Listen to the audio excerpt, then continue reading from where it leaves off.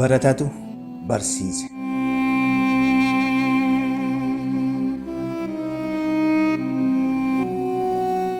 Asoosama gabaabaa barreessaa fi seenessaan Muhammad Nuuraa.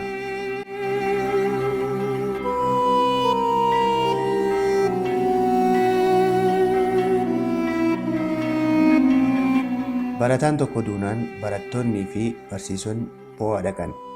Hanga sirni awwaalchaa jalqabutti taa'anii haasa'uun gadda wal dagachiisaa jiru. Namuu waanuma yaade dubbata.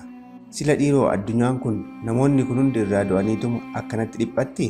Kan amma akkanaa osoo isaan jiraatanii akkam taati laata jedhe barataan tokko tasuma.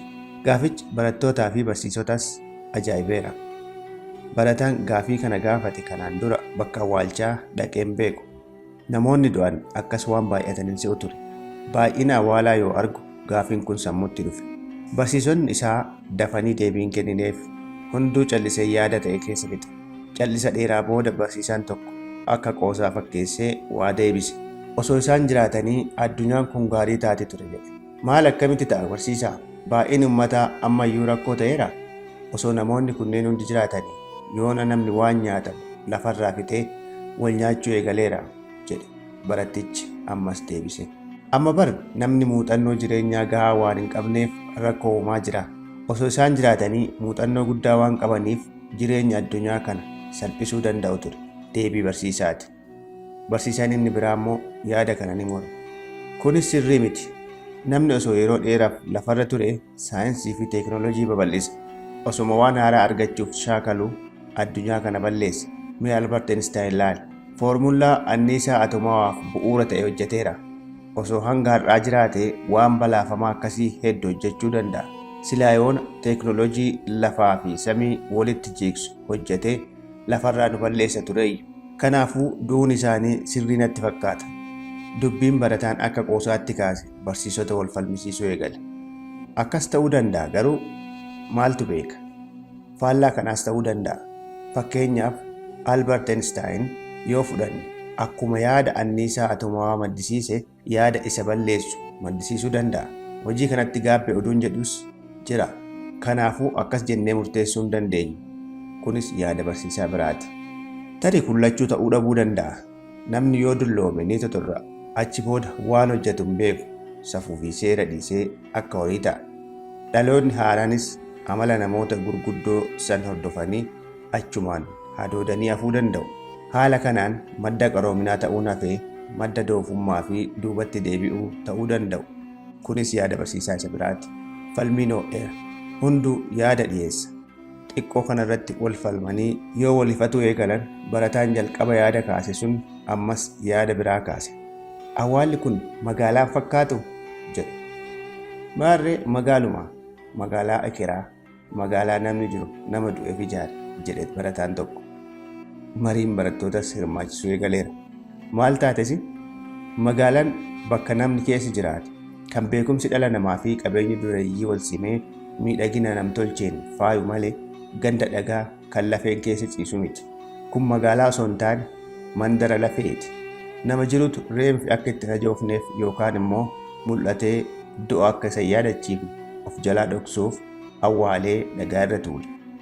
Yaada barataa biraati. Barsiisaan tokko dubbachuuf yoo afaan itti fudhatu dubbiin barataa jalqabaa afaan itti kutte. Ana isa osoo hin taane carraa hojii inni nama jiruuf uumuudha kan ajaa'ibu jedhe. Ammas yaada falmii biraa fiduu isaati. Excellent! Dhugaa jette. Har'uma nama meeqatu carraa hojii argate? Boolla yoo xiqqaate nama sadiitu qota. Nama as jiru kana hunda konkolaataatu fide. Konkolaachisaa meeqa hojii akka argate ilaalaa. Uffataa fi saanduqa reeffaas namatu hojjeta. Dhugumattuu kun yaada sirriidha. Duuti namaas edaa nama hedduu jiraachisa. Barsiisaa tokkotu akkas jedhe. Barsiisaan biraa immoo isin carraa hojii argametu isin dinqee ana immoo nama hojii hiikee as dhaabbatu laakkaa'an jira jedhe. Yaa Waaqayyoo! Edaa namni du'e ofii du'ee nama jiru nambisu nama osoo hojjete diinagdee biyyaaf waa dabalutu as dhaabbachaa jira jedhe barsiisaan tokko kan biraas itti dabale. Osoo hojii hiikanii maallaqni keessatti hafeera ta'e namoota akkuma isin jettan hojiif dhufan yoo ta'e malee namni as jiru maallaqa baasee dhufe jedhe. Galii fi faayidaa biyyaaf argamsiise qabatee du'uun isaa nama gaddisiisa. Namni du'u yoo nama dulloomee tuturra'e ta'e malee nama hojjetee galii galchu yookaan nama biyyi baasii guddaa baaftee barsiiftetu osoo lammiif harka hin deebisin du'a. Yaada barsiisaa biraati. Amma immoo baratatu itti darbe. Baasiin maatiin isaa baasoo midhaan manatti horiin mooratti nafu dhugumattu duuti kan du'e caalaa kan jiruuf du'a. Dhiiroo yoomirraa quuqamni namoomaa isin keessatti du'e. Gara nyaattiin nama du'e hafee waa'ee horii haasa'uun maali? Aadaa keenyaafis kabajaa qabaannu malee maal taatan yaa jamaa jedhe barataan hunduma isaa callisee dhaggeeffachaa ture tokko. Namuu jecha isaa kanaan waan rifate fakkaate. Barataan dubbii kaasu sun garuu waan biraaf itti fayyadame. Namni du'e maaliif garaa nama nyaata garuu? Ammas falmii biraa kaase. Inni du'uun waan faayidaa argachuu malle nu dhabsiisuuf barsiisaadha. Lakkii waan jaallannuufi jedhe barsiisan biraa immoo. Ammas yaadni biraa ni dhufe. Waan osoo jiraate argatu waan dhabuuf garaa nu nyaata jedhe barsiisaan tokko. Kun hunduu deebii ta'uu danda'a.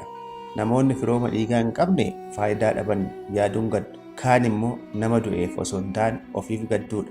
Kun immoo nama du'eef osoo hin taane ofiif gadduudha. Garuu ni fakkaata. Firri dhiigaa waan du'uun isaa nama du'e dhabsiise yaadanii gaddu. Namoota isa jaalatan jaalalatu poochisa. Inni kaan nama waan ta'eef osoo carraan kun na mudate akkam ta'a jedhee yaaduun gadda. Namni fira nama du'ee gammachiisuuf gaddu immoo hunda caalaa baay'eedha. Waanuma garaa keessaa hin qabne nama gammachiisuuf ittanee bo'a.